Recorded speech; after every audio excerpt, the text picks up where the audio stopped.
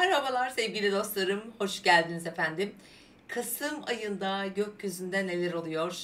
Evet, onları konuşacağız. Öncelikle Denizaltın Astroloji kanalındasınız. Yeni gelen arkadaşlar, hoş geldiniz efendim. Ben Emine Coşkun. Lütfen kanalıma geldiyseniz ve şu an beni izliyorsanız abone olmayı, yayınlarımı paylaşmayı ve alta bir selam yazmayı da ihmal etmeyin ve şimdiden de teşekkür ediyorum. Efendim, Kasım ayında çok önemli gökyüzü olaylarımız var. Her ay önemli, evet, ama bu ay Marsiyen bir ay. Geçtiğimiz ay etkileri başladı ve bu ay içerisinde ay boyunca Güneş ve Mars önce Akrep Burcu'nda birlikte ilerleyecekler ayın sonuna kadar ve ayın 23'ünden sonra da yine birlikte ilerliyorlar, bu defa Yay Burcu'nda. Efendim, 13 Kasım günü Akrep Burcu'nun 20 derecesinde bir yeni ay yaşayacağız ve ülkemiz, dünya ve bizim için bu Marsiyen etkiler taşıyan, ki Mars burada yönetici gezegen, aynı zamanda çok önemli etkileri olan bir yeni ay olacak. Dolayısıyla bu güçlü yeni ay, hani Akrep dönüştürücü bir burç olduğu için zaten süren bir takım gündemlerin aslında tamamlayıcısı olacaktır. Çünkü Akrep vazgeçmez, yeniden bir şeyleri yapılandırmak için küllerinden doğar. Çok güçlüdür. Mars burada güçlü. Mücadele ettirir, savaş verdirir. Gerekirse değişim ve dönüşüme öncülük eder. Öfke kontrolü az olur. İçsel olarak huzursuzluklarımız, iç gerilimlerimiz bizi etkileyebilir. Özellikle ilişkiler adına bir takım sakıncalı durumları getirebilir. Ama bunun ötesinde daha önemli olan yanı ise tabii ki yine savaş, para, finans, banka, Dünya Bankası, Merkez Bankamız ve bankaları ilgilendiren, parayı, ekonomiyi ilgilendiren de önemli gelişmeler, döngüler. Ve sevgili dostlar, bir de Dolunay'ımız var. O da 27 Kasım'da 4 derece İkizler Burcu'nda. Bu defa biraz daha değişken grup burçlara geçiyor gökyüzü. Yay, İkizler, Başak, Balık aksı burada tabii ki daha güçlü etki alıyor ve bizim enerji dinamiklerimiz de değişiyor. Akrep etkisi geride kalıyor artık ay sonundan itibaren. Dolayısıyla biraz uzak hedeflerimize yöneliyoruz. Biraz daha bağımsız, daha özgür, daha maceracı, biraz artık bulunduğumuz çizginin dışına çıkabiliriz. Duygusal anlamda da biraz daha yukarıya bizi taşıyacak bir dolunay olacak. Seyahatleri getirecek efendim. Eğitimle ilgili konuları getirecek. Özellikle dünya üzerinde ve ülkemiz için de söyleyebilirim bunu. Göçlerle ilgili, göçmenlerle ilgili, savaşın içinde kalan belki göçmenler, ya da oradan göç etmek zorunda olan insanlar, ve dünyayı ilgilendiren yine önemli seyahatler, uçaklar, gökyüzüyle ilgili aslında konular. Burada özellikle de ikizler olduğunda çokça bir iletişim trafiği içinde olacağız. Şimdi güzel olan haberi vereyim size. 8 Kasım'da sevgimizi anlatan gezegenimiz Venüs artık Terazi burcuna geçiyor. Aslında ay boyunca 8 Kasım'dan itibaren bu bizim için iyi bir haber. Çünkü bütün bu kaotik sürecin içerisindeki Ekim ayı da gerçekten kolay bir ay olmadı. Zaten dönemsel olarak zor bir dönemden geçiyoruz. İşte Venüs'ün en azından bizim içsel huzurumuzu, duygularımızı dışarıya vurmak, bir hasta ilişkilerdeki yaşanan olumsuzluklar, verilemeyen kararlar, beklenen haberler, beklenen teklifler, para en önemlisi, bakın, güzellik, uyum, estetik gibi konularda çok güçlüdür. Çünkü Venüs terazide kendi bulunduğu, güçlü olduğu, kendi yönettiği yerleri. Yani Venüs'ü etkileyebilecek herhangi bir sağdan soldan bir atıf yok. Dolayısıyla bu saymış olduğum konularda güçlü bir aydayız. Olumlu etkiler altındayız. Ve parantez açarak belirtmek istiyorum. İkizler, teraziler, efendim biraz daha kovalar bu arada. Bu yanda biraz daha şanslılar. Ama tabii ki hepimizin haritasında bu burçlar olduğu için etki alıyorsak mutlaka etkileneceğiz. Bir şey daha söylemek istiyorum. Terazi ve Koç aksında yaşadığımız tutulmaların da tetikleneceği bir Venüs transiti olacak. Dolayısıyla eğer o tutulmalardan etki almış bir bireyseniz özellikle olumlu etkilerini getirecek evlilik, ortaklık, estetik, para veya iş ortaklıkları, anlaşmalar için fırsatlar getirecek sevgili dostlar. Ve güzelliğimize, bakımımıza daha çok zaman ayıracağız. Daha biraz para harcayabiliriz. Bu anlamda güzel etkiler var. Şimdi gelelim tam ayın 13'ündeki yeni ayın mesela önemli tarihleri var. Onları söylemek istiyorum sizlere. Öncelikle Kasım ayının ilk 4'ü 5'i dikkat etmemiz gereken bir iki tarih, onu hatırlatmak istiyorum. Ve sonra 11, 12, 13 Kasım. Şimdi Mars Güneş'le birlikte Jüpiter'in Uranüs'ün karşısından geçiyor. 13'ünde bir yeni ay var. Agresyon yüklü bir yeni ay, unutmayalım. Hırslarımızın kurbanı olabiliriz. Orayı yönetmek çok önemli. Özellikle sağlık sorunlarını da getirebilir bu arada. Dikkatli olmamız, paramıza da bu arada maddi konularda da çok dikkat etmemiz gereken iki tarih. Yine 18, 19, 20 Kasım bizim için yine dikkat çeken tarihler arasında. İşte orada yine gezegenler birbirlerine karşıtlıklar, kareler yapacaklar.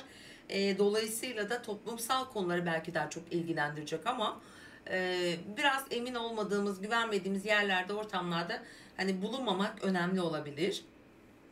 Yine bir tarihimiz daha var. Yani aslında 4, 5, 11, 12, 13, 18, 19, 20 tarihleri. Ama şimdi 27 Kasım'da bakın 8, 10 Kasım'da Merkür Yay burcuna geçecek. Düşünce gezegenimiz. Fikirler değişiyor. Kendimize odakladığımız, takıldığımız, takıntılı olduğumuz konuların artık biraz daha bizi rahat bırakacağı bir süreç. Ne yapacağız? Biraz daha önümüze bakacağız. Daha özgür, biraz daha geniş, daha orijinal, biraz daha entelektüel bakabileceğiz olaylara.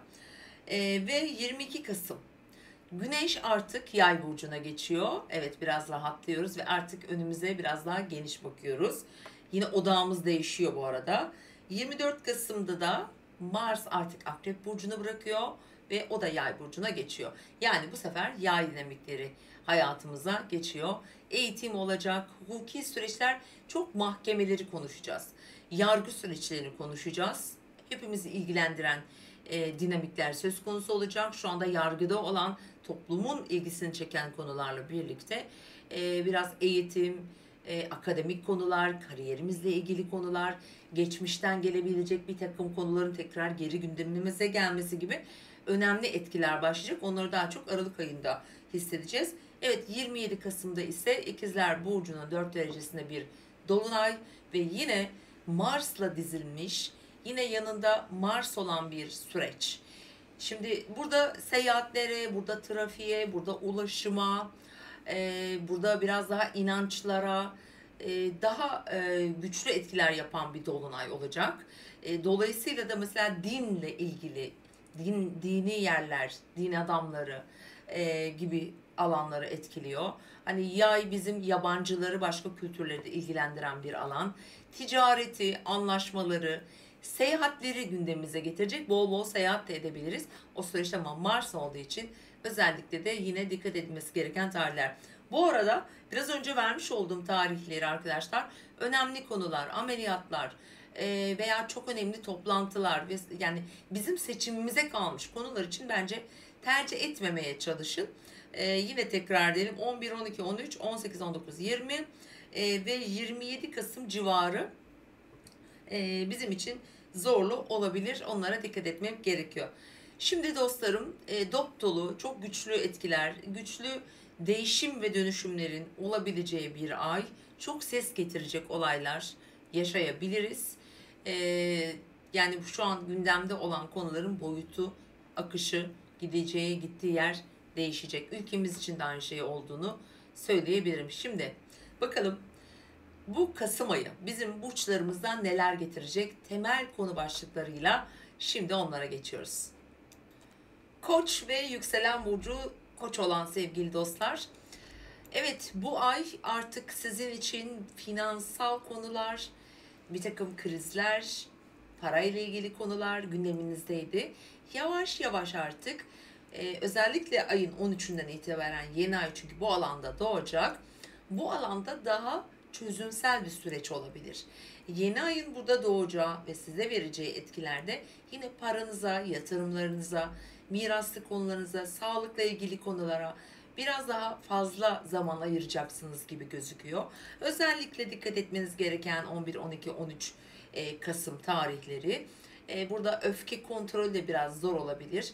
Bir takım miraslı veya devletle ilgili hukuki süreçler de buraya dahil olabilir. Bunların girişimleri, altyapısını oluşturabilirsiniz. Böyle bir gündem olacak. Ayın ikinci döneminden itibaren ise Dolunay ve Yay burcuna geçen tüm dinamikler, Güneş, Mars, Merkür sizin ayın özellikle 20'sinden sonraki süreçte daha çok dış konularla ilgileneceğinizi gösteriyor. İşte biraz seyahatler, eğitimle ilgilenen, eğitimle ilgili veya akademik bir takım konularla ilgilenen arkadaşlar bu süreç sizin için daha iyi olabilir. Çünkü burada 27 Kasım'da bir dolunay gerçekleşecek ve yakın çevreniz, kardeşleriniz belki veya onlarla olan yine eğitim veya seyahatler, onların özel durumları olabilir. Ticaret burada önemli olacaktır. Ticari konuları bekleyen arkadaşlar için ve yurt dışıyla ilgili bazı planlamalar yapan, beklentileri olan arkadaşlar yine ayın sonundan itibaren buralar sizin için çok daha güçlü çalışacak efendim. Şimdi gelelim Venüs'ün terazi transitine. Venüs 8 Kasım'da terazi burcuna geçecek ve sizin 7. ev dinamiklerinizi çalıştıracak. Ay boyunca aslında ilişkiler yönünde daha olumlu bir hava esecektir. Bilhassa tutulmalardan etki alan Koç ve yükselen burcu Koç olan sevgili arkadaşlar burada daha önemli olacak sizin. Venüs'ün 7. evinde seyrettiği zaman diliminde özellikle ilişkilerde iyi etkiler getirecek. Evlilik, özellikle ilişkiler, belki bir flört de olabilir. Ortaklı işler, yeni iş projeleri, işte güzellikle ilgili, biraz da uyumla ilgili konular için gerçekten en güzel etkilerden birini sevgili koçlar siz alıyorsunuz. Ve onun yanı sıra şöyle baktığımızda hani Venüs'ün para evinizi de yönettiği için gelirlerle ilgili düzenlemeler, oradaki beklentiler, eş veya yine dediğim gibi ortaklı işleri olanlar için iyi bir süreç olacağını söyleyebilirim. Ay genelinde finansla ilgili konular, seyahatler, yolculuklar sizi bekliyor ve hukuki süreçleri de gündeminize getirecek bir süreç olacak değerli koçlar. Boğalar ve yükselen burcu boğa dostlar. Kasım ayının aslında en şanslılarından biri olduğunu söyleyebilirim. Çünkü sizin yönetici gezegeniniz Venüs 8 Kasım'da terazi burcuna geçiyor. Ve sevgili boğalar sağlıkla, mesleki konularla, iş hayatınızla, özellikle bir takım estetik operasyonlarla diyelim günlük hayatınızla ilgili size olumlu gelişmeler getirecek. İşle ilgili çalışanlar için güzel etkileri getirebilir. Kazançlarla ilgili bir takım artışlar söz konusu olabilir. Yani Kasım ayı sonuna kadar böyle güzel bir yerleşim diğer yaşanacak, belki zaman zaman bizleri zorlayabilecek etkileri yumuşatacaktır. Estetikle, güzellikle, sağlıkla, işle ilgili şanslısınız Kasım ayı boyunca efendim. Diğer yandan biliyorsunuz bir yeni ayımız olacak 13 Kasım günü Akrep Burcu'nda ve sizin için önemli bir ilişki dinamiğini başlatıyor. Bilhassa 20 derece yakınlarında yani 7. ev girişi veya gezegeni olan işte boğada, akrepte olabilir. Bir boğaysanız bir ilişki başlatabilir. Süren konularda bir takım yorgunluklar varsa onlarla ilgili bence güzel gelişmeler getireceğini söyleyebilirim. Ortaklı işlerinizi belki hayata geçirecek.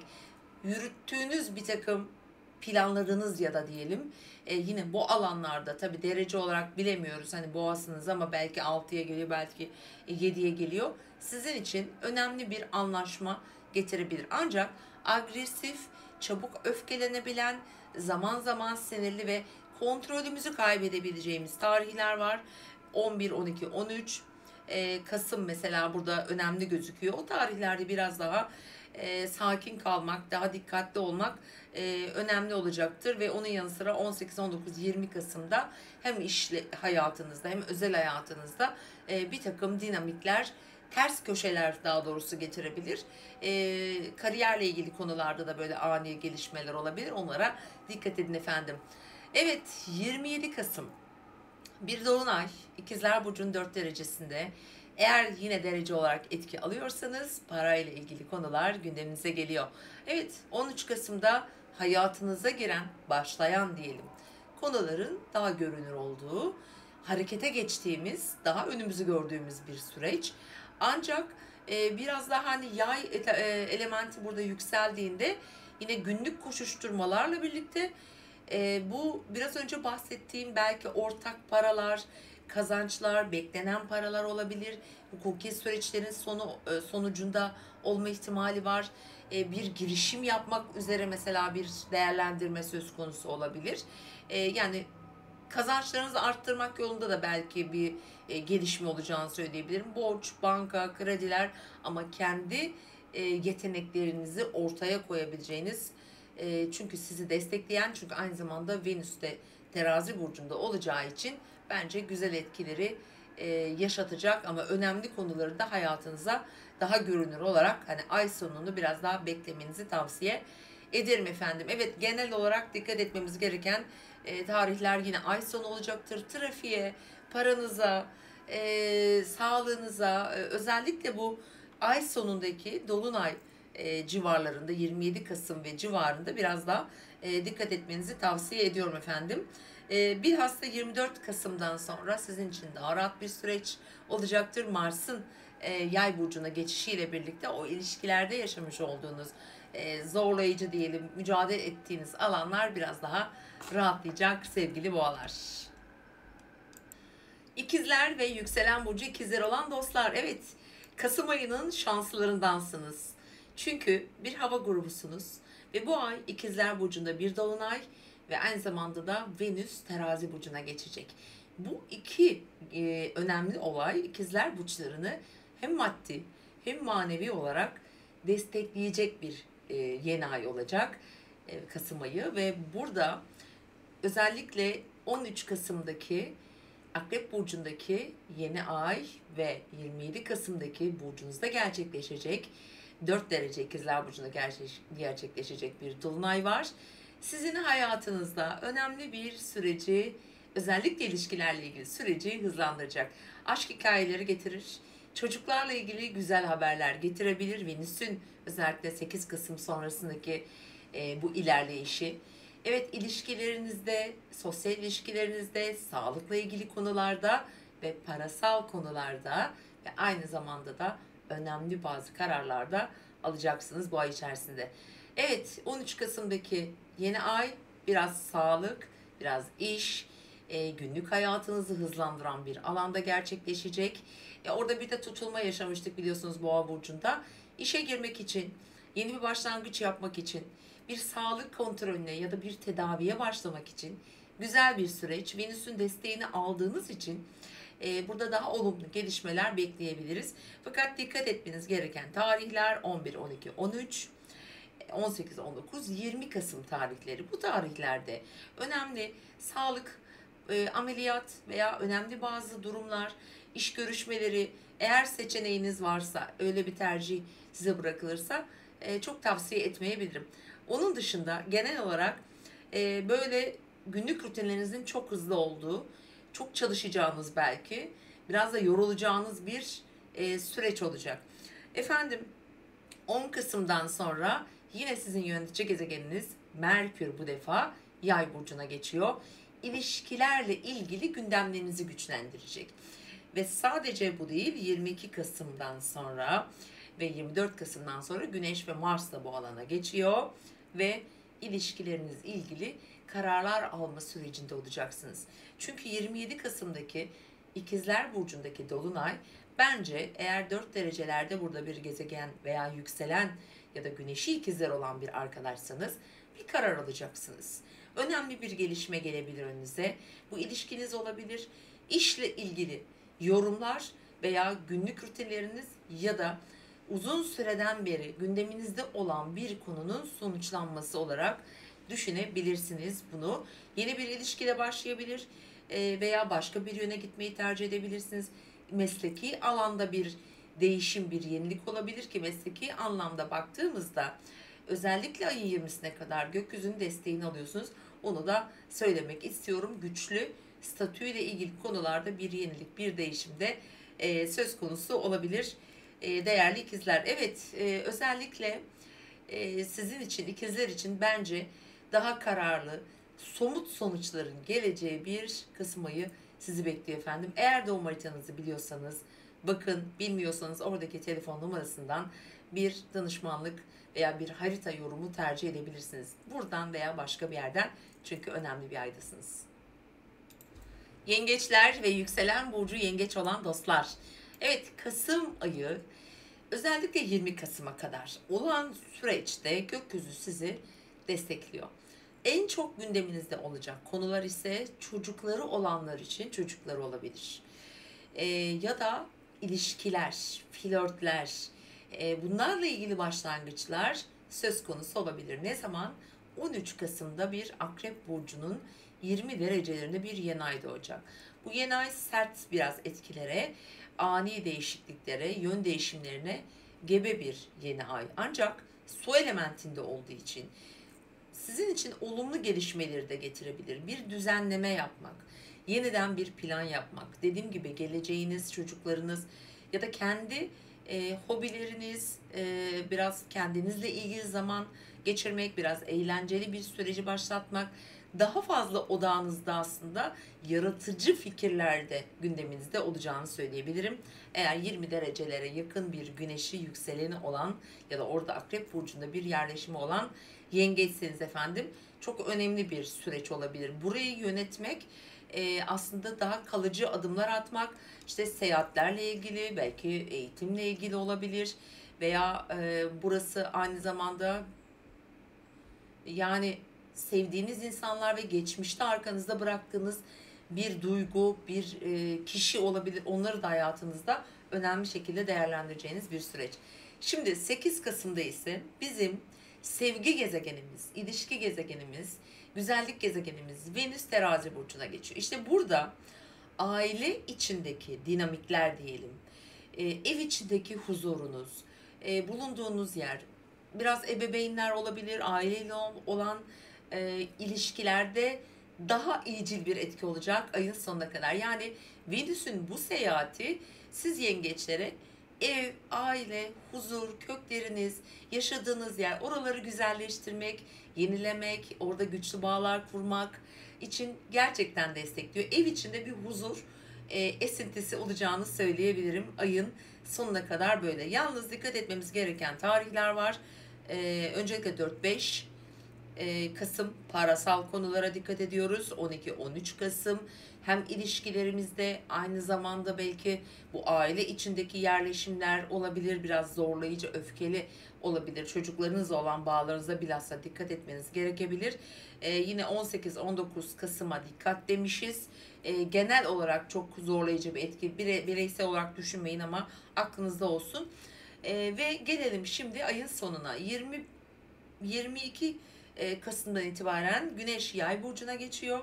24 Kasım'da Mars Yay burcuna geçiyor ve zaten 10 Kasım'da da Merkür Yay burcuna geçecek. Şimdi sizin odağınız özellikle 22 Kasım sonrasında günlük hayatınız, sağlığınız, iş hayatınız, eğer çalışıyorsanız veya geçmişte olan mesela eşinizin işi veya annenizin bir durumu, sağlık da olabilir bu veya bir genel rutin olabilir. Biraz ameliyatlar olabilir, sağlıkla ilgili konularda çalışanlar için biraz mücadeleli bir süreç olabilir, bir belirsizlik varsa. Çünkü bu alan ay boyunca güçlü etkiler alacak. 27'sinde ise bir dolunay yaşanacak. 4 derece İkizler Burcu'nda. 12. ev girişi oluyor. Dolayısıyla biraz arka plan enerjiler çalışacak. Biraz gizli olanı merak etme, araştırma. Duygusal olarak biraz daha huzur ihtiyacında olabilirsiniz. Bu arka plan enerjileri biraz mesela nerede olabilir? Merak ettiğiniz bir işle ilgili, birlikte çalıştığınız eğer dostlarınız, arkadaşlarınız varsa buralar güçlü çalışacaktır. Aynı zamanda da tekrar etmek istiyoruz. Biraz vizyonunuzu genişletecek, farklı açıdan bakmak, farklı değerlendirmek gibi önemli etkileri de olacaktır. Bir takım doğru bildiğiniz şeyler yanlış çıkabilir. Biraz duygusal hareket etmiş olabilirsiniz. Fikir ve düşüncelerinizi de değiştirebilecek bir 27 Kasım Dolunay'ı olacak. görmediklerinizi göreceksiniz açıkçası. Biraz farkındalıkla da alakalıdır. Bu anlamda da tüm hayatınızın belki de somut sonuçlarını değiştirebilecek bir süreç. Bu arada eğer tutulmalardan etki almış bir yengeçseniz Koç ve Terazi tutulmalarından 8 Kasım ve sonrasında yer değişikliği, ev değişikliği, taşınma, mesleki anlamda bir ilerleme, bir terfi gibi durumda 27 Kasım ya da 20 Kasım diyelim sonrasında gündeminizde olabilir doğum haritalarınızın aldığı etkiye göre efendim. Aslanlar ve yükselen burcu aslan olan dostlar, evet Kasım ayının sizin için biraz daha rahat geçeceğini söyleyebilirim. Genel olarak da Venüs'ün 8 Kasım'dan itibaren Terazi burcuna geçmesiyle daha rahat ilerleyeceğiniz, özellikle eğitimle, yakın çevrenizde olan ilişkilerinizde problem yaşadığınız olabilir mesela. İlişkilerde, kardeşler, yakın çevre, buraları iyileştiren ve bilhassa da önemli konularda girişim yapmak, seyahatler, satın almalar, yolculuklar mesela bu anlamda fırsatlar verecek bir Kasım ayı olacak sizin için 8 Kasım itibariyle. Diğer yandan hemen 10 Kasım'da iletişim gezegenimiz Merkür'ün Yay burcuna geçmesiyle ki ayın sonunda 22 Kasım'da Güneş, 24 Kasım'da Mars Yay burcuna geçecek ve sizin Kasım'ın ikinci yarısından sonra daha destekleyen bir gökyüzüyle ateş elementinin yükseldiği, enerjinizin, motivasyonunuzun yükseldiği bir Kasım ayı olacak. Şimdi öncelikle dikkat etmemiz gereken tarihleri bildirmek istiyorum size. Çünkü aslanlar için önemli olabilir. 4-5 Kasım, 11-12-13 Kasım, 18-19-20 Kasım ve 27 Kasım civarı gökyüzünün zorlu enerjileri var. Sert, dönüştürücü, biraz hırçın, agresif, özellikle aileyle ilgili konular bakın. Çünkü 13 Kasım'da Akrep Burcu'nun 20 derecesine bir yeni ay doğacak. Sevgili aslanlar bu sizin için çok önemli bir yeni ay. Biraz kaotik bir süreçten geçtik ve aslanlar çok etki aldılar gerçekten. Ve bu yeni ay artık bazı şeyleri noktalamak, ciddi kararlar almak, bir yenilik başlatmak için, bir adım atmak için önemli olacak. 13 Kasım ve civarı öncelikle biraz önce saydım ama 11, 12, 13 aslında biraz daha burada zorlayıcı olabilir. Bu aileye, işte eşle olan ilişkiye, mesleki her şeyi etkileyebilir. Ama bu bir gelişme fırsatı olacaktır. Bir başlangıç oluyor. Bu bir ev değişikliği getirebilir. Böyle bir karar alabilirsiniz. Taşınma fırsatı çıkabilir. Belki ev, gayrimenkullerle ilgili bir gelişme. Bunlar aileyi ilgilendirir. Miraslı konular vesaire. Yani 13 Kasım yeni ayı hayatınızda bu köklerinizle, yaşadığınız yerle ilgili, hatta akrabalarınız, belki aile içindeki diğer bireyler, ebeveynleri de katabiliriz. Önemli olacaktır efendim. Ve bu süre zarfında yeni aydan sonraki süreçte, yani dolunaya kadar olan süreçte sizin biraz böyle yorulabileceğiniz bir süreç olabilir. Ama 20'sinden sonra artık gökyüzü Yay burcuna geçiyor ve 27 Kasım'daki dolunay 4 derece İkizler burcunda sizi sosyalleştiren, aslında bence seyahatler dedik, toplumla ilgili biraz daha öne çıkacağınız, gezeceğiniz davetlere ya da arkadaşlarla daha keyifli bir süreç geçireceğiniz bir süreç. Mesela aslanlar için bu 27'sindeki dolunay efendim çocuklarını veya bir tanışmayı getirebilir, yeni bir tanışma gelebilir hayatlarına.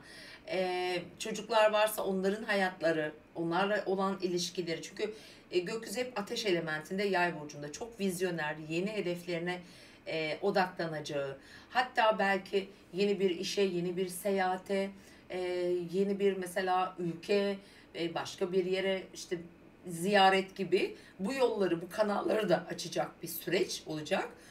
Özellikle de tutulmadan etki aldıysa eğer bu alanlar oradaki bağları güçlendiriyor, ama Marsiyen bir etki olduğu için yine gökyüzünde ateş elementi her ne kadar desteklese de biraz hırçın da bir enerji, ama direkt harekete geçirir. Aniden adım attırır. Çok düşünmeden hareket edebiliriz. Mars'ın, Güneş'in ve Merkür'ün hepsinin bir alanda olduğu için Yani ayın aslında sonundan sonra çok hareketli, çok daha rahat, keyifli, enerjik, actionlı bir Kasım ayı sizi bekliyor sevgili aslanlar.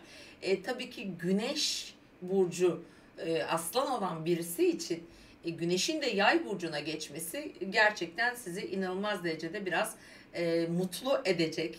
O mutluluk hormonlarını yukarı taşıyacak bir süreç olacak. Güzel bir ay diliyorum efendim. Başak ve yükselen burcu Başak olan dostlar. Evet, Kasım ayının para yönünden, maddi yönden en şanslı burcu siz olacaksınız. 8 Kasım'da Venüs para, sevgi, ilişki, uyum, denge, ahenk gezegenimiz Venüs Terazi burcuna geçiyor ve maddi konularda, parasal konularda önemli gelişmeleri hatta diyebiliriz hayatınıza getirebilir. Çünkü bu alanda tutulmalar yaşadınız. Bir takım belki zorluklar, belki niyetler var bu arada. Hani bazı niyetler, girişimler var. Beklentilerinizi hayata geçireceğiniz bir süreci başlatıyor. Kasım ayının sonuna kadar da Venüs'ün bu seyahati kariyerle ilgili konularda da destek verecek size. Aynı zamanda belki çünkü görünüme göre özellikle yakın çevresiyle olan işte ilişkilerinde diyelim, eğitimde olabilir, belki seyahatler, hukuki süreçler vesaire. Buralarla ilgili uzun süredir yorgunluk yaşayan bir eğer Başaksanız işte buralar artık birazcık böyle rahatlayacak. Ama öncelikle şu var, 13 Kasım'da Akrep Burcu'nun 20 derecesinde bir yeni ay yaşayacağız ve burayı hareketlendirecek. Yani Venüs'ün etkisi orada tamam duruyor. Ama Akrep yeni ayı çok daha hırslı bir yeni aydır. Çok tutkulu bir yeni ay. Bizim için özellikle agresyonu getirebilir. Kararsızlıklar varsa, bilhassa girişimler yapmak için işte bunlar kariyer de olur, seyahat de olur veya bir şeylerin sonucunu almak için beklediğiniz bir para veya hak edişlerinizi almaya çalışıyorsunuz. Böyle bir mücadele var. Yakın çevresiyle problem yaşayan burada veya belki sağlık sorunu yaşayanlar olabilir. İşte bu yeni ay artık aslında uzun süredir Akrep ve Boğa aksında ve yakın zamanda biliyorsunuz Boğa burcunda bir ay tutulması yaşadık.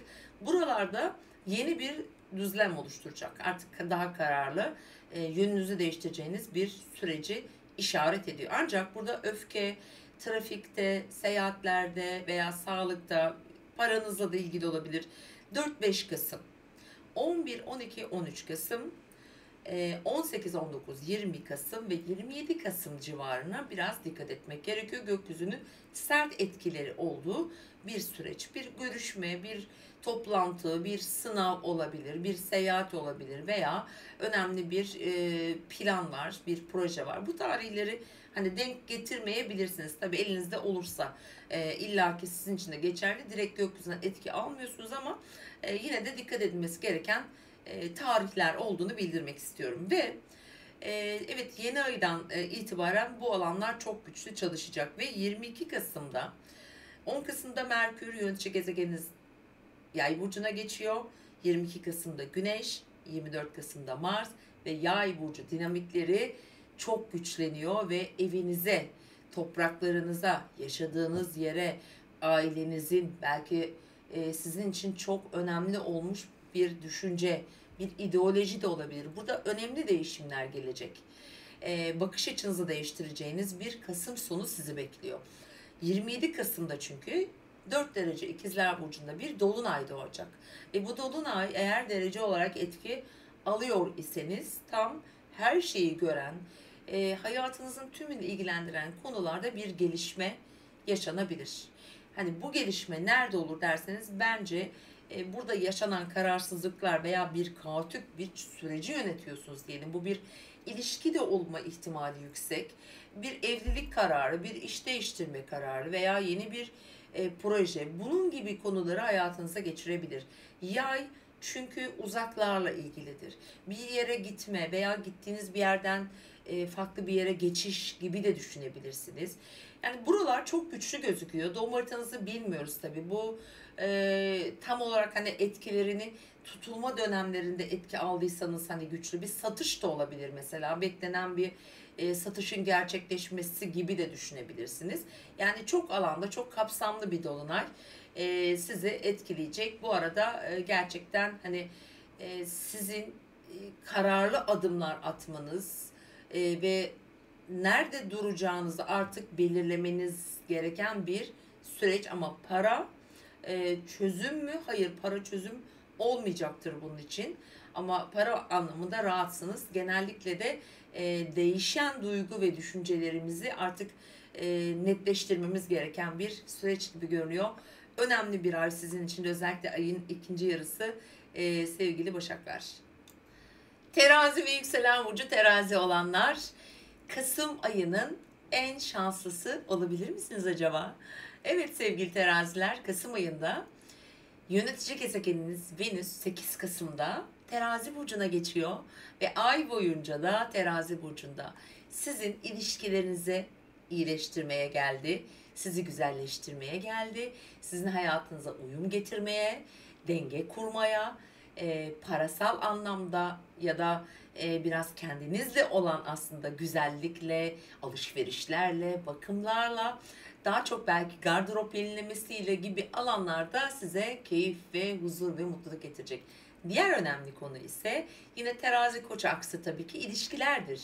Ve koç terazi aksında tutulmalardan etki almış bir, eğer terazi burcuysanız, evlilik gibi kararlar, ilişkilerde biraz daha rahat ilerlemek, belki bir ilişkiye başlamak olabilir. Ya da ilişkilerdeki duruşunuzu biraz daha yumuşatmak için güzel fırsatlar getirecektir. Terazileri güzelleştirecek, dediğim gibi hem ruhlarınızı hem genel görünüşünüzü her anlamda da size destek olacak.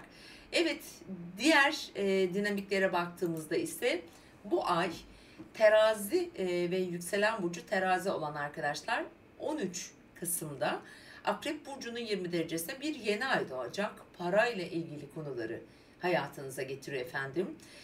Gelirleriniz, kazançlarınız, orada çok hırslısınız, orada çok tutkulusunuz. Çok azimle ilerleyeceksiniz. Çünkü buradaki yeni ay para kazanmak için ya da o yeryüzünün açılan para kapılarını biraz daha derinlemesine anlamak için yeni kaynaklar bulmanız için size destek olacak. Bu yeni ay Marsyen bir yeni ay. Tabii ki dikkatli etmemiz gerekiyor. Özellikle 11, 12, 13 Kasım. Zorlayıcı, aktif, parasal konularda özellikle zaten dikkat edilmesi gereken, finans ve piyasalarda, borsada, özellikle bankalarla olan ilişkilerimizde de dünya genelinde de böyle bir durum olabilir. Biraz daha temkinli olmak gereken bir süreç olacak efendim. Diğer yandan 10 Kasım'da Merkür Yay burcuna, 22 Kasım'da Güneş Yay burcuna, 24 Kasım'da da Mars Yay burcuna geçiyor. Şimdi uzun süredir parasal anlamlarda eşten veya sizin kaygılarınız, işte onları nasıl sağlayacağınız veya nasıl koruyacağınız gibi durumlarla eğer mücadele etmiş bir teraziyseniz, artık Kasım'ın son haftasına girdiğimizde bu enerjiler değişiyor ve sizin daha çok araştırmak, girişim yapmak, yakınlarınızla daha çok birlikte olmak, duygusal anlamda kendinizi daha iyi ifade etmek. Çünkü Venüs de artık burcunuzda, özgüveninizi de, kendinize olan güveninizi de arttıracağı için daha güçlü bir süreç. Ancak şimdi tam 27 Kasım'da İkizler Burcu'nun 4 derecesinde bir dolunay var. Ve bu dolunay size biraz daha kendinizi, eğitim, öğrenim olabilir, seyahat olabilir, kişisel gelişim olabilir. Biraz daha kendinizi bu araştırmalara verebilirsiniz. Orada gelişim sürecinizi hızlandırabilirsiniz. Veya bir nasıl diyelim, bir hukuki süreç başlatmak için de uygun olabilir. Ama güzel, size dost, size yarayacak bir yine dolunay olacak. Yani hem dolunaydan hem Venüs'ün terazi burcuna geçişinden güzel etkiler alan bir terazi stelyumu var efendim. Sizin adınıza var. Ve yine 18, 19 ve 27 Kasım civarları yine parasal konularda olabilir daha çok. Özellikle sosyal çevrenizde olan arkadaşlarınız, belki buralar zorlayıcı olacak gibi duruyor. Ama hayatınıza biraz daha geniş pencereden bakmanıza da yardım edecek bir gökyüzü olacak. Evet efendim, güzel bir ay olsun ve sizin için güzel bir ay olacak. Şunu da eklemek istiyorum. Tutulmalardan etki almış bir teraziyseniz, Evet, hayatınızda bir evlilik teklifi, bir iş teklifi, bir ortak proje teklifi de gelebilir efendim. Akrepler ve yükselen burcu akrep olan dostlar, Kasım ayı burç yorumlarındasınız. Evet sevgili akrepler, sizin için de değişik, hatta çok değişik bir ay olacağını söyleyebilirim. Çünkü öncelikle şununla başlayalım. Hemen 13 Kasım'da sizin burcunuzda, Akrep Burcu'nun 20 derecesinde bir yeni ay doğacak. Tabii akrepler için önemli bir süreç. Öncelikle doğum gününüz kutlu olsun. Hele 13 Kasım civarında doğmuşsanız tabii ki bu yeni ay sizin için çok daha önemli. Uzun bir süreci işaret eden bir yeni ay olacak. Zaten hemen ilk 3 gün önce karşıt alanınızda bir tutulma yaşadınız. İlişkiler evinizde, aynı zamanda da tüm sosyal aslında hayatınızı ilgilendiren bir alan. Ve 13 Kasım'daki bu yeni ayda çok hırslı, azimli, tutkulu ve çok güçlü bir yeni ay. Çünkü Marsiyen bir yeni ay. Sizi harekete geçirecektir. Öncelikle neler olabilir, neler yapabilirsiniz? Bir kere yeni kararlar geliyor. Özellikle mesela birinci olarak kişinin kendi içsel, duygusal, ruhsal olarak ne istediğine karar vermek anlamında. Bu bir sağlık olur. Bu bir tedavi başlangıcı olabilir. Mars olduğu için belki ameliyatlar vesaire gibi durumlar söz konusu olabilir. Yaşamınızda yeni kararlar alabilirsiniz. Hayatınızın her alanını ilgilendirecek yeni oluşumlar getirebilir bu yeni ay. Dediğim gibi doğum gününüze eğer yakın günlerdeyse mutlaka çok daha önemli etkileri olacaktır. Bu yeni ayın etkilerini ayın sonuna kadar yaşayacağız. Fakat dikkat etmemiz gereken özellikle hem kendimize hem duygusal durumumuza mesela 11, 12, 13 Kasım. Zorlayıcı, işte Uranüs'le, Jüpiter'le, Mars'ın Güneş'le kavuşma yapacağı tarihler ve diğer tarihler ise 18, 19, 20 Kasım. Yine bizi zorlayabilecek tarihler ve akrepleri ilgilendirebilir bu arada. 27 Kasım yakınları yine tam yine Mars'ın bu sefer Yay burcu Güneş'le dizildiği tarihler olacak. O döneme kadar yani 20'sine kadar olan dönemde böyle yeni hedefler, yeni girişimler, yeni başlangıçlar yapmak için hazırda bekliyor olabilirsiniz. Efendim 8 Kasım'da Venüs Terazi burcuna geçiyor. Duygu durumunuzu dengeliyor. Biraz daha sakinleşirsiniz. Daha güzel şeyler düşünebilir. Biraz daha içsel dinamiklerinizin huzura ereceği bir süreç olarak düşünebilirsiniz bunu. Aile içindeki şüpheler veya soru işaretleri diyelim, oralara iyi yansıması olur. Parasal, finansla ilgili kaygılarınızda biraz daha sakinleşebilirsiniz. Daha olumlu etkilerini alabilirsiniz.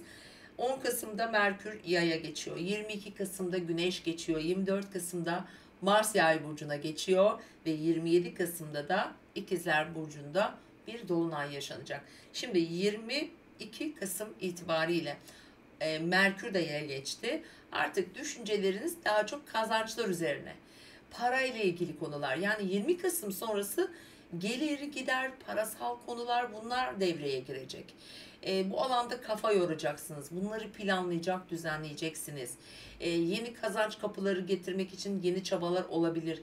Finansla ilgili krediler vesaire buralar hareketlenebilir ve 27'sinde 4 derece İkizler Burcu'ndaki Dolunay aslında buraya bir kaynak gerekir. Bir mesela kredi, birinden destek almak veya önemli bir proje için, bir yatırım için bir destek olabilir. Eş veya onlardan gelebilecek işte bunlar mirastır, vergili, sigortalı evraklı işler bunlar gündemimize giriyor. Belki biraz da hani bankalar, krediler gibi alanlarınız da çalışabilir. Yani bu dolunay finansal kaynaklarınıza bir destek veya oralarda yeni bir oluşum olarak değerlendirebiliriz. Buraları işaret ediyor ve burada oldukça da cesur adımlar atacaksınız gibi duruyor efendim. Yine 18, 19, 20 ve 27 o tam dolunayın oluşacağı tarihler Marsiyen tarihler olacaktır. Yine Akrep burcunuzda bir Mars, işte ondan sonra bu alandaki Mars tabii sağlıkla da ilgili konular ama sanki iş desteği alacaksınız. Yeni bir mekan açmak olabilir, yeni bir işe girişmek olabilir ama sağlığa da dikkat çekmek istiyorum lütfen. Hani Mars'ın, işte Güneş'in, Merkür'ün özellikle ayın 20'sine kadar hani bu alanda olduğu zamanlarda biraz öfke, asabiyet verebilir. Daha çabuk sinirlenebilirsiniz bir şeye. Bu alanlara dikkat edin. Efendim, hani genel olarak bu anlam, hani oluşumlar hep bu alanda gözüküyor. İlişkilerle ilgili bir yenilik de olabilir. Bir karar verme durumu da söz konusu olabilir sizler için. Yay ve yükselen burcu yay olan sevgili dostlar. Evet, Kasım ayının özellikle 20'sinden sonra Güneş'in yaya geçmesinden itibaren tabii ki doğum günü yayda, yay burcunda yaşayacağımız, ikizler burcunda yaşayacağımız dolunayın etkilerinden dolayı da etki alacaksınız. Yani sizin için güzel süreç ayın 20'sinden sonra başlıyor. İlk önce bunu söylemek istedim sizlere. Evet, bu ay öncelikle 8 Kasım'da Venüs Terazi burcuna geçiyor. Sosyal ilişkileriniz, arkadaş çevreniz, toplumsal konular, onlarla olan ilişkilerinizi güzelleştirecek, daha uyumlu, daha sosyal bir ay olacak 8 Kasım itibariyle. Belki zaman zaman oraları eksik bıraktık. Venüs zaten yay burcunda güçlüdür ve şimdi bizim hem duygusal ihtiyaçlarımızı ve ilişkilerimizde kurduğumuz bağları da güçlendirecek bir süreci başlatacak. Ve gelelim 13 Kasım'daki Akrep Burcu'ndaki yeni aya. Akrep Burcu'nda bir yeni ay yaşayacağız. Biraz zorlayıcı olabilir sizin için. Arka planda merak edilen konuları çalıştıracaktır. Bilinmeyenleri, duygusal anlamda biraz kendinizi zorlanmış hissedebilirsiniz. Tam sağlıkla ilgili alan, efendim işle ilgili alan çalışanlar için zorlayıcı olabilir. Partneri, eşi, sevgilisi olanlar için belki onların sağlığı olabilir. Hani yoğun bir süreç aslında, öyle söyleyebiliriz. Çünkü tam karşısında bir dolunay ve tutulma yaşadık. Boğa burcunda yine dediğim gibi sağlık veya öncesi olan bir takım iş konularını, akrabalarla olan ilişkileri belki gündemimize getirmiştir. Şimdi bu yeni ay biraz daha somut sonuçlarla gelecektir. Kararlı ilerleyeceğimiz bir süreci işaret ediyor efendim. Ve bizim için önemli 4-5 Kasım, 11-12, 13 Kasım, 18-19-20 Kasım tarihleri biraz zorlayıcı olabilir. Özellikle içsel dünyamızda da huzursuzluklar yaratabilir. Psikomatik sorunlar olabilir. Duygusal olarak biraz baskı altında, şöyle ruhumuzun daraldığını hissedebiliriz. Ama kendimizi rahatlatabiliriz. Venüs'ün etkisiyle sosyalleşerek, biraz dışarıya zaman ayırarak, bu eğer gibi durumlar yaşarsanız, tabii her yay için söylemiyorum bunu, daha rahat bir süreç olabilir, daha rahat geçirebilirsiniz efendim. Evet, hemen 10 Kasım'da Merkür Yay burcuna, sizin burcunuza geçiyor. Artık düşüncelerinizi duygusal anlamda daha rahat ilerleteceğiniz, şanslı olacağınız bir süreç 10 Kasım itibariyle başlıyor ve hemen ardından 22 Kasım'da Güneş Yay burcuna geçiyor ve Yay burçlarının da doğum günleri başlıyor. Şimdiden doğum gününüz de kutlu olsun efendim. 24 Kasım'da Mars Yay burcuna geçiyor ve sizin için biraz manipülatif geçen, kısılmış, kendini çok ortaya koymadığınız bir süreçti. Zor bir süreçti bu anlamda. Artık rahat bir süreç. Daha özgüvenli, daha rahat ilerleyeceğiniz, kararlar alacağınız ki özellikle 27 Kasım'da ki bir dolunay 4 derece ikizler burcunda yay burçlarının ilişkiler yönündeki kararlarını netleştiren bir süreç olacak. Bu dolunay sizin belki evlisiniz, evlilikle olan ya da evliliğinizde olan gelişmeleri getirebilir. Bir takım yenilikler söz konusu olabilir ya da belki yolunda gitmeyen bazı ilişkilerde yol ayrımları getirebilir. Böyle de düşünebiliriz ama genel olarak bir ortaklı iş için ilişkilerde daha sosyal ve aktif olacağımız, aynı zamanda Venüs'ün de tabii terazi burcunda olmasından dolayı bence olumlu. Belki sağlıkla ilgili belki biraz operasyonlar, böyle ameliyat gibi kişisel bakımla ilgili konularda önemli bir süreç olacak. Bu dolunay uzun bir süreden beri aslında gündemimizde olan bazı konulara netlik, görünürlük kazandıracak. Böyle söyleyebiliriz sevgili yaylar. Yani sizin için aslında ilişkiler bakımından önemli bir ay sonu sizi bekliyor efendim. Çok daha özgürce, net düşüneceğiniz bir zaman dilimi olacak. Evet, ve diğer anlamda da hani genel olarak baktığımızda seyahatler getirir, geziler getirebilir hayatınıza, bir iş değişikliği getirebilir. Veya böyle bir karar alabilirsiniz. Hani bunun gibi gelişmeler, ama aynı zamanda ilişkiyle ilgili hani aşk hayatı, çocuklar, onların gelişimi olabilir. Yeni bir hobiye, yeni bir eğitime, yeni bir spor, mesela biraz egzersiz ve sporlar hakkında da güzel ilerlemeler kaydedebilirsiniz. Bu sizin için daha güzel bir süreç olacak efendim. İzlediğiniz için teşekkür ediyoruz. Mutlu bir ay dilerim. Oğlaklar ve yükselen burcu Oğlak olan dostlar. Evet, Kasım ayında 8 Kasım'da Venüs Terazi burcuna geçiyor. Bu Oğlaklar için güzel bir haber. Çünkü kariyer evlerinde, hayatların tepesinde sadece kariyer olarak bakmayalım. Hayatın her alanında Venüs'ün buradan geçişi bizim estetik olarak, duygusal olarak, huzur, iç huzurumuz olarak, çalışıyorsak iş anlamında güzel gelişmeler, aileyle ilgili konularda daha mutlu, daha huzurlu, daha dengeli bir süreci işaret ediyor. Maddi anlamda parasal kaynaklarla ilgili güzel gelişmeler, kazançları biraz arttıracak gelişmeleri de tabii getirebilir. Hayatınızın her alanını güzelleştirmek isteyeceksiniz. Bunlar iş yerinizde olabilir, ilişkinizde olabilir, evinizde olabilir, belki aile içindeki ilişkilerinizde olabilir sevgili oğlaklar. Evet, bu ay 13'ünde bir akrep yeni ayı, 27'sinde bir yay burcunda, pardon, ikizler burcunda dolunay yaşayacağız. Ama tabii ki yay burcunda çok gezegenimiz olacak. O yüzden aklım hep yaya gidiyor. Sevgili oğlaklar, şimdi bu akrep burcundaki yeni ay sizi sosyalleştirecek. 20 derecede gerçekleşiyor. Sosyal ortamlarda daha çok bulunacağınız bir süreç. Kendinizi göstereceğiniz bir süreç. Tabi buralarda tutulmalar gerçekleşti. İlişkilerde, sosyal çevrenizde zorluklar, belki zaman zaman hayal kırıklıkları yaşadınız, toparlamaya çalıştınız. Şimdi bu yeni ay burada yeni adımlar attıracak. Yeni tanışmalar, yeni toplum içinde tanıştığınız insanlar karşınıza çıkacak.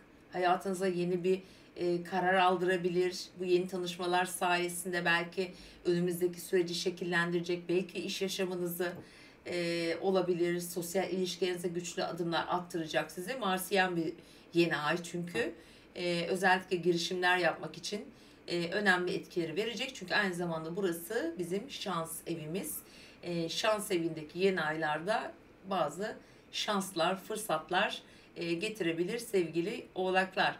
Evet, diğer yandan dikkat etmemiz gereken tarihler var. Mesela 11, 12, 13 Kasım, 18, 19, 20 Kasım.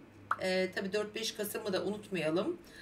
Dolayısıyla bu gökyüzünde sert etkilerin olduğu tarihler olacak. Direkt sizi etkilemiyor ama sosyal çevreniz, işte aşk hayatınız, ilişkiler olabilir. Biraz parasal konulara değinmek gerekiyor burada. Finansla ilgili konulara atıfta bulunabiliyor. Eğer orada etkileşimler, yani gezegen yerleşimi derecesi olanlar varsa hani o tarihlere denk gelen tabi buralara dikkat etmemiz gerekiyor. Şimdi diğer yandan hemen 10 Kasım'da Merkür Yay burcuna geçecek. 22 Kasım'da Güneş, 24 Kasım'da Mars ve Yay dönemi başlıyor. Ve sizin 12. ev dinamikleriniz güçleniyor. Biraz daha içe döndüğünüz, kendinize döndüğünüz, belki biraz daha huzurla şöyle bir plan yapacağınız, o çok sert etkiler altından aslında artık çıktığımız bir süreç. Ve 27'sinde 4 derece ikizler burcunda bir dolunay yaşayacağız. Esnek bir dolunay. Yani rahat ilerlememizi sağlayabilir. Daha entelektüel düşüneceğimiz, biraz daha geniş düşüneceğimiz bir dolunay. Bu aslında sağlık, iş hayatı, evcil hayvanlar, sosyal ilişkilerimiz veya eş partner hayatında oluşabilecek bazı gelişmeler olabilir. Ama işle ilgili konuları getirebileceğini söyleyebilirim.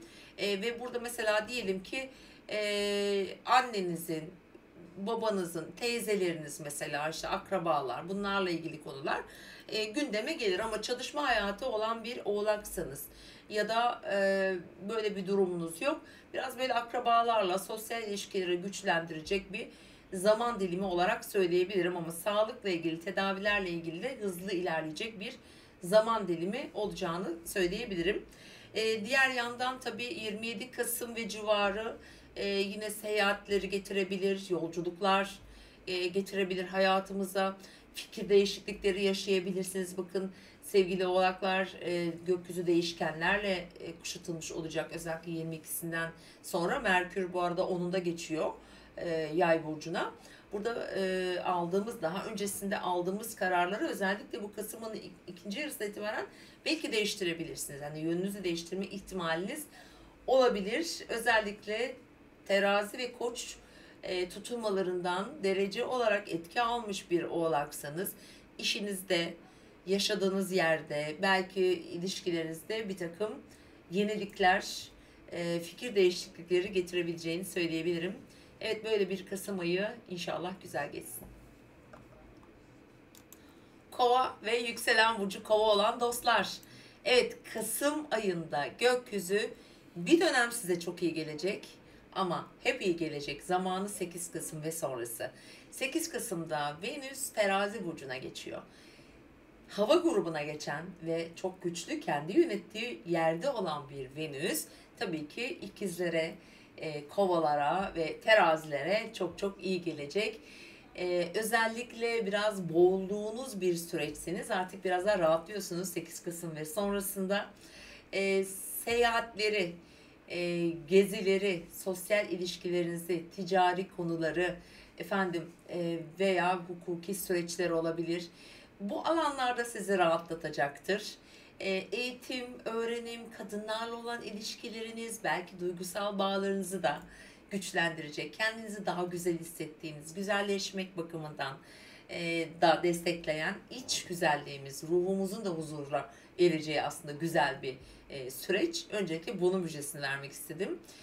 Ve önemli bir yeni ayımız var. 13 Kasım'da Akrep Burcu'nun 20 derecesinde. Bu sizin için önemli. Çünkü tam haritanızın tepe noktasında bir yeni ay ve karşı noktasında bir dolunay yaşadık ve tüm kovalar için aslında bu kariyer ve evle ilgili yorgunluk veren uzun bir süreci artık geride bıraktığımız bir alan burası. Bu yeni ayda daha kararlı, hırslı, daha böyle tutkuyla ilerleyeceğimiz, yeni adımlar atacağımız bir yeni ay. Yani kova burçları tüm hayatını etkileyen, dönüşüm gerektiren yerlerde dönüşüm başlatıyorlar. 13 Kasım'dan itibaren bu yeni ay, çünkü Mars'ın etkili olduğu bir yeni ay. Aynı zamanda hani Mars dediğimiz zaman harekete geçmek çok önemlidir. Mars varsa çünkü harekete geçebiliriz ve sizi harekete geçirebilir. Çocukları olanların, kardeşleri olanlar, ticaretle ilgili konularda bakın, eğitim, öğrenim, yeni iş anlaşmaları, belki yeni bir sektör de olabilir. Yani birçok yeniliği hayatınıza kararlı bir şekilde getireceğiniz bir süreç. Tabii bunun hani sonuçları ya da daha görünür olduğu süreç ise daha çok 20'sinden sonra, hatta 22'sinden sonra belirgin olacak. Çünkü 27'sinde bir İkizler Burcu'nda Dolunay yaşayacağız. Bu aslında sanki biraz ilişki, çocuklarla ilgili konular, orada alınan kararlar daha ortaya çıkacak. Bir aşk hikayesi olabilir. Finansla ilgili olma ihtimali çok yüksek. Piyasaları ilgilenen bir kovaysanız buraları hareketlendirebilir. Dediğim gibi ilişkiler, çocuklar, sanat, yaratıcılık, oldukça yaratıcı bir süreç sizin için. 27'sinde daha belirgin İkizler Burcu'ndaki Dolunay esnasında. Şimdi duygusal anlamda işte böyle hırslı, tutkulu, yorucu bir aslında ay. Ama 8'inden sonra artık 10'undan sonra Merkür artık Yay'a geçiyor. Bu durum biraz daha rahatlıyor. Daha sosyal bir süreç başlayacak kovalar için. Daha çok aklınızı, işte fikrinizi diyelim, biraz daha böyle sosyal ortamlarda daha keyifli geçirmek isteyebilirsiniz. Oralara odaklanıyorsunuz. 22'sinde Güneş, 24'ünde Mars da aynı alana geçiyor. Bu yay burcunun başladığı, yay stelyumun başladığı bu 22'si ve sonrası sizin için çok sosyal, çok hareketli, çok renkli, çok toplum içinde bir görünür olduğunuz toplantılar, davetler, organizasyonlar, işle ilgili olabilir. Yeni bazı aktivitelere başlamak için oldukça sosyal bir süreci başlatıyor. Güzel bir alan, şanslı bir alan. Aslında hani Kasım ayının bu süreci Kova burçları için iyi gelecek ve tabii 27'sindeki dolunay da burayı pekiştiriyor. Bence böyle yeni bir oluşuma doğru gidebilirsiniz. Merkür de tabii 11. evinizde olduğu için bence bir aşk hikayesi de başlatabilir. Bir ilişki başlatabilir. Bir flört zamanı olduğunu söyleyebiliriz. Tanışmalar getirebilir. Tabii doğum haritanız eğer derece olarak etki alıyorsa. Çünkü 20 derece, pardon 4 derece İkizler Burcu'nda bu dolunay. Tabii hava grubu olduğunuz için bence size olumlu etkilerini hayatınıza yansıtacak. Parayla ilgili de bazı gelişmeler getirebilir. Bunu da söyleyebiliriz efendim. Evet, genel olarak hayatınızın tümünü yönettiğiniz ve yöneteceğiniz, önemli durduğunuz yerleri kararlarını alacağınız, kendinizi toplum içinde aslında öne çıkarabileceğiniz ve böyle fırsatların geleceği bir ay. İnşallah güzel gelişmeler, güzel durumlar olur. Yalnız 4-5 Kasım'a biraz dikkat etmek gerekiyor ilişkiler bakımından. 11, 12, 13 Kasım yine dikkat etmek gerekiyor. Özellikle kovaları etkileyen tarihler bunlar. 18, 19, 20 Kasım ve 27 Kasım Marsiyen etkilerinin olduğu zorlayıcı olabilecek bazı süreçler, ani evle, işle veya hayatınızın diğer alanında böyle öfke kontrolünü zorlaştırabilecek bir dönem olabilir. Dikkat etmenizi tavsiye ediyorum. Mutlu bir kısmı olsun. Balıklar ve yükselen burcu balık olan sevgili dostlar, Kasım ayının finansal konularda, yani şöyle tutulma aksında 8 Kasım'da Venüs teraziye geçecek. Para, beklenen paralar, emeklilik, finans, işte miraslar vesaire gibi alanında şanslı olan burcusunuz. Venüs terazi burcunda, oradaki dengeyi kurmak, paylaşmak, bazı şeyleri paylaşmak, hakkın olanı almak ya da finansal konularda bir takım durumları idare etmek, onları kontrol altına almak için, oradaki dengeyi sağlamak için güzel bir ay olacak. Aynı zamanda mesela yakınlarınızı ilgilendiren kardeşlerinizin ya da hayatlarında da onların maddi desteklerini veya sizin onlara belki maddi desteğiniz olabilir. Bu alanları da güzel etkileyen bir süreç. Evet efendim, 13 Kasım'da bir yeni ayımız doğacak. Akrep Burcu'nun 13 derecesinde. Bu ay içerisinde bir de dolunayımız var. 27 Kasım'da, o da 4 derece İkizler Burcu'nda. Evet, bu Kasım ayının 27'sindeki dolunay balıklar için önemli. Çok önemli olacak. Şimdi sırasıyla anlatacağım efendim. Şimdi 13 Kasım'daki yeni ay biraz daha sizi rahatlatacak. Size aslında dost olan Akrep Burcu'nu 20 derecesinde. Size efendim uzak bir yere seyahate gönderebilir. Biraz daha sosyal konulara, eğitime, araştırmaya, meraklı olacağınız, kişisel gelişiminiz için bir şeyler yapabileceğiniz, yeni bir kursa başlamak da olabilir. Bu alanları güçlendiriyor ya da bir mahkemeli konu vardır mesela, orayı hareketlendirir. Oradan bir sonuç bekliyor olabilirsiniz uzun süreden beri. İşte buradaki yeni ay bazı şeyleri değiştirir. Daha kararlı bir süreci başlatacaktır. Eğitim, kariyerle ilgili konular, akademik konular mesela olabilir. Ticaret, eğer ticaret yapan bir balıksanız yeni anlaşmalar yapacaksınız. Mesleki anlamda önemli gelişmeler burada bekleyebilir. Özellikle zaten ay sonuna doğru mesleki anlamda ya da diğer hayatınızın tümünü ilgilendiren konularda önemli bir gezegen geçişi başlayacak. Yani yeni ay sizin ufkunuzu aslında açacak. Yani bu yeni aylar balıklar için bence her zaman destekleyici olur. Fakat dikkat etmemiz gereken tabii ki tarihlerimiz var. Aynı zamanda zorlu tarihler bunlar. 11, 12, 13 Kasım. Bu alanlarda böyle aksilikler çıkartabilir, ani gelişmeleri karşımıza getirebilir. Hırs, mücadele etmemizi işaret eden. Bir de 18, 19, 20 Kasım yine dikkat etmemiz gereken, bir de 27 Kasım civarı. Bu tarihleri not alın lütfen. Kontrollü, hepimizin bu arada kontrollü, daha sakin olmamız gereken tarihler. Ve diğer yandan 8 Kasım'dan sonra, yani 10 Kasım'da Merkür Yay burcuna geçecek. 22 Kasım'da Güneş, 24 Kasım'da Mars ve tüm hayatınızın tepe noktası artık capcanlı. Bütün Yay burcu elementleri sizi, durduğunuz yeri değiştirecek size. Yeni kararlar alacaksınız. Değişime çok açık bir süreç. Zaten gökyüzü de değişimlerle çok vurgulu. Çünkü 27'sinde de hemen 4 derece İkizler Burcu'nda bir dolunay var.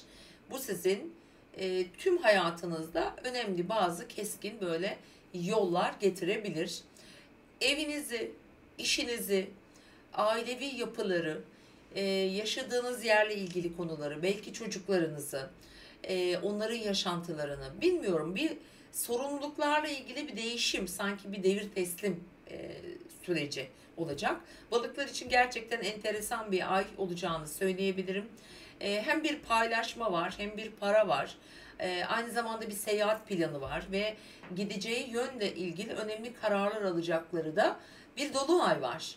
Yani doğum haritanıza bence bakın, balıklar için gerçekten önemli. Çünkü Satürn de biliyorsunuz balık burcunda ve sizin burcunuzdan geçiyor. Bu demek oluyor ki kişinin yaşamında sorumluluklarının dengesinin değişebileceği. Sorumlulukları arttırır ama zaman zaman da bazı uzaklaşmalar da getirebilir. Yani çünkü Satürn aynı zamanda bir mesafe koyan, biraz soğutan da bir yanı var.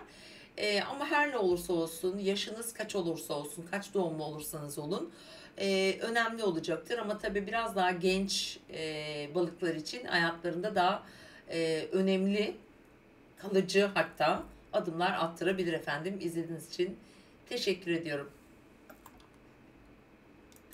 Evet sevgili dostlarım.